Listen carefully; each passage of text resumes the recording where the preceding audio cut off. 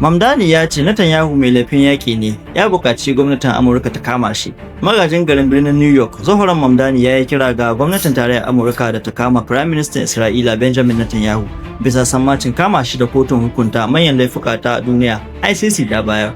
Mamdani ya bayyana hakan ne a wani sakon bidiyo da ya wallafa ranar Talata 21 ga watan Yuli. A cikin bidiyon, Mamdani ya kira Netanyahu mai laifin yaƙi tare da zarginsa da jagorantar ayyukan da ya bayyana a matsayin kisan kiyashi kan al'ummar Falastinu. Sai dai ya amince cewa gwamnatin birnin New York ba ta da ikon doka na aiwatar da sammacin kama Netanyahu ba tare da taimakon gwamnatin tarayyar Amurka ba.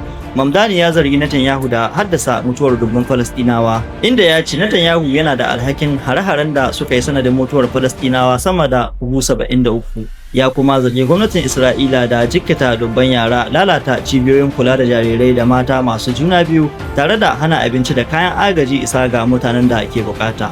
A cewarsa, wasu yara da suka tsira daga hare-haren sun rasa sassan jikinsu yayin da ake yi wa wasu tiyata ba tare da isassun magungunan kashe radadi ba, irin su anesthesia da sauransu.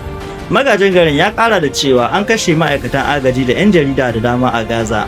Waɗannan zarge-zargen ne da Mamdani ya gabatar a jawabinsa. Mamdani ya ce wani rahoton Majalisar Ɗinkin Duniya ya tabbatar da cewa har yanzu sojojin Isra'ila suna kai hare-hare kan yaran Falastinu duk da sanar da tsagaita wuta da aka yi a watannin da suka gabata. A watan Yuni na 2026, kwamitin bincike mai zaman kansa na Majalisar Ɗinkin Duniya ya fitar da rahoton da ya zargi hukumomi da jami'an tsaron Isra'ila da kai hare-hare kan yaran Falastinu.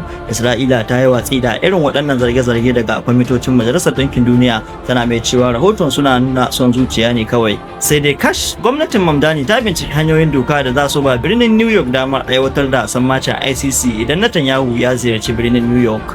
Sai dai a cewar sa, binciken ya nuna cewa gwamnatin birnin New York ba ta da ikon aiwatar da sammacin da kanta.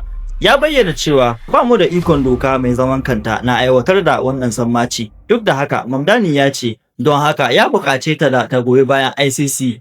Sai dai Amurka ba ta cikin members na yarjejeniyar Rome da ta kafa ICC, kuma ba za ta amince da ikon kotu kan 'yan ƙasarta ko 'yan wasu ƙasashen ba.